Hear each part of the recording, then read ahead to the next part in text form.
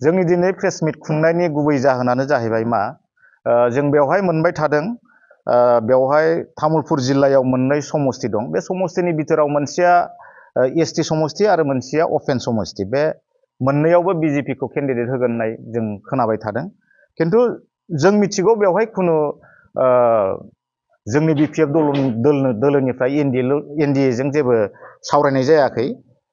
बिनिखायनो जों सानदों बेवहाय हाग्रामा महिलारि बिथाङा बेयाव जेबो केन्डिडेटनि जेबो थिरांथा लानाय जायाखै आरो लादोंब्ला जों हाग्रामा महिलारि सारखौ बेखौनो बुंनो नागिरदों बा आसामनि चिफ मिनिस्टार हेमन्त बिश्व शर्मा बिथांखौबो जों बेखौनो बुंनो नागिरदों आरो भारतनि गाहाय मन्त्रि बिथां नरेन्द्र मदि बिथांखौबो जों बुंनो नागिरदों जाहाथे बे एसटि समस्तिखौ बिथांमोनहा एनडिएजों सामिल खालामनानै बिजेपि राजनैतिक दोलोनो दा हगारना होथों बेखौ जों बिथांमोनखौ खावलायनो थाखाय दिनै बेवहाय प्रेस मिटखौ लिंनाय जादों। दा जोङो खौरां बिजोङाव नुनो मोनदों दि तामुलपुर गरेस्वर बिजनि बा भेरगाव बे मोनब्रै बियाबखौ बिजेपिनो अलरेडि नागारनानै होबाय होननानै गिबि मन्थ्रिया मोनसे फोसावनायखौ नुनो मोनदों बे बेलायाव नोंथांमोना माबायदि बुंनो सानो? बेखौथ' जों खोनानाय बाथ्रासो बा निउसाव जों बिदि नुबाय थादों हयथ' सोरबा बे बिजेपि दोलोनिफ्रायनो खायसे लिडारफ्रा गावसोरबो बेयाव इन्टारेस्ट लानो लुगैनाय लिडारफ्रा हयथ' बे खोथाखौ बुंदोंबो जानो हागौ किन्तु जों मिथिनायाव हाग्रामा महिलारि बिथाङा जोंनो दासिमबो जेबो निर्देश हराखै उमुक मोनसे बे समस्तिखौ जों बिजेपिनो हगारना होबाय होननाय बेखौ जों खुनुदिन दासिमबो मोननाय जायाखै ओंखायनो आरो जों बेखौनो बुंनो नागिरदों हाग्रामा महिलारि सारखौ जिहेथु बिथाङा गावनो बिटिसिखौ संग्रामनि गेजेरजों जों मोनबोनाय मोनसे काउन्सिल आरो बे काउन्सिलाव जोंहा 6टा एसटि समस्ति दङ बे एसटि समस्तिखौ जेन बिजेपिजों जि कमप्रमाइस खालामालासिनो बे एसटि समस्तिखौ बिथाङा गावनि आन्दाराव लाखि बेखौनो जोङो बिथांखौ खावलायनो नागिरदों आरो जोंनि बे चिफ मिनिस्टार आसामनि चिफ मिनिस्टार हेमन्त बिश्व शर्मा बेखौबो जों बुंनो नागिरदों एसटि समस्तियाव बिथांमोना नेसनेल पार्टि बिजेपि दोलोआ बेयाव इन्टारेस्ट लायैया मोजां जों बुङाखै जे बिथांमोनखौ हुमखि होननानै बुंदों जोंखौ जोंनि एसटि समस्तिनि खाथिराव जिहेतु 6 सिडिउल एरिया बे 6 सिडिउल एरियायाव जाहाथे बिथांमोनहा एसटि समस्तिखौ दा इन्टारेस्ट लाथों बेखौ जों खावलायनो नागिरदों आरो जुदि बिजेपिनो हगारना होयोब्ला नोंथांमोना बेवहाय बिपिएफ पार्टि हिसाबै माबायदि खामानि मावगोन? हयथ' बिपिएफ पार्टि हिसाबैथ' जोङो मावनांगोन एनडिएजों जिहेथु जों थागोन मावनांगोन जों बेबायदिनो बिथांमोनखौ सहाय खालामनानै बिथांमोनखौ होयोब्लाबो जों बिथांमोनखौ सहाय खालामनानैनो मावनांगोन किन्तु खोथाया नैबेसो नैबे 43 जिथु एलएसि समस्ति बेवहाय बिभिन्न जाथि जनगोष्ठीया रायजो जानाय माखासे भटारफोर दङ जेरैहाय जों माइनरिटि भटनि खोथाखौनो बुंगोन बिजेपिनोथ' खुनु माइनरिटि मुसलमान भटआ बिथांमोननो होनाय नङा बा किसुमान ख्रिस्टान कमिउनिटिनि मानसिफोर दङ आदिबासियानो हक बर' मानसियानो हक बा आदार कमिउनिटिनि मानसियानो हक बिथांमोनहाबो बेयाव होनाय नङा खारन माइनरिटि भटारा दिनैहाय 30,000नि एसे बारा बेवहाय दंखायो बे भटआ जुदि बिजेपियाव गोलैयाबा हयथ' जोंनि एनडिएनिफ्राय जिथु जोंना बिटिसिआव 15टा समस्ति दङ बे 15टा समस्तिनिफ्राय हयथ' जोङो मोनसे खोमानानै लानो गोनांबो जानो हागौ हयथ' बेवहाय अब्लाना जोंहा बेयाव आसामाव सरखार दानायाव जोङो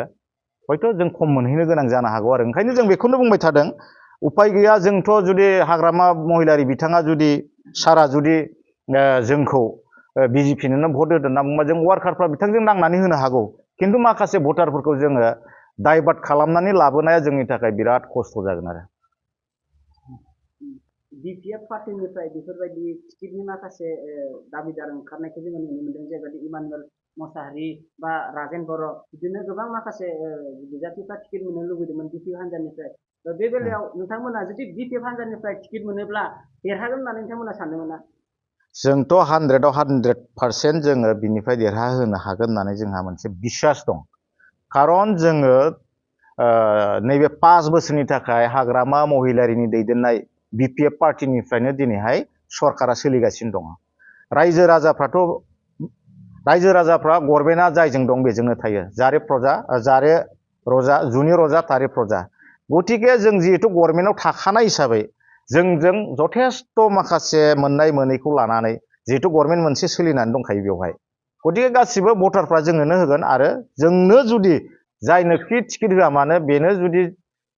बेयो जुदि गेलेयोब्ला बेवहाय जों 100% जोङो देरहानो हानायनि पसिबिलिटिया जा दंखायो जा बेखौ বিশ্বাস दंथारो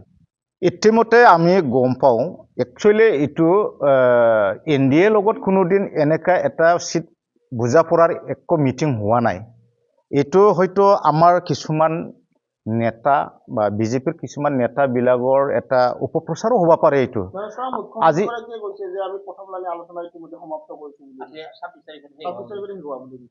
এইটোতো আমি দল হিচাপে এতিয়ালৈ আমি গম পোৱা নাই আমাৰ মুৰব্বী হাগ্ৰামা মহিলাৰী ডাঙৰীয়াও আমাক কোনো নিৰ্দেশ দিয়া নাই এই হিচাপে আমি ভাবি ল'ব পাৰোঁ এইটো কোনোদিন এইটো হোৱা নাই এনেকা এটা আলোচনা হোৱা নাই আৰু যদি হৈ যায় এটা ডিষ্ট্ৰিক্টত যদি দুটা সমষ্টিহে আছে এই দুটা সমষ্টিটো যদি আমাৰ বিজেপি দলকে যদি এৰি দিয়া হয় তেতিয়াহ'লে আমি ভাবোঁ হাগ্ৰামা মহিলাৰী ছাৰে আমাৰ কাৰণে খুব এটা দুখ লগা কাম কৰা হ'ব এইটো আমি অনুৰোধ জনাম যাতে দুটা সমষ্টিৰ ভিতৰত এছ টি সমষ্টিটো বিশেষকৈ আমি পাৱাটো বিচাৰিছোঁ আৰু আমি দল হিচাপে আমাৰ এই তামোলপুৰ ডিষ্ট্ৰিক্টত আমাৰ ৱাৰ্কাৰসকলক আনালি কৰা হ'ব এইটো আমি ছাৰক জনাম আৰু এটা নতুনকৈ যিটো ডিষ্ট্ৰিক্ট হৈছে ইয়াত ডিষ্ট্ৰিক্ট হোৱাৰ লগে লগে বিভিন্ন অনুষ্ঠান প্ৰতিষ্ঠান ইয়াত আমাৰ কৰিব লগা বহুত আছে গতিকে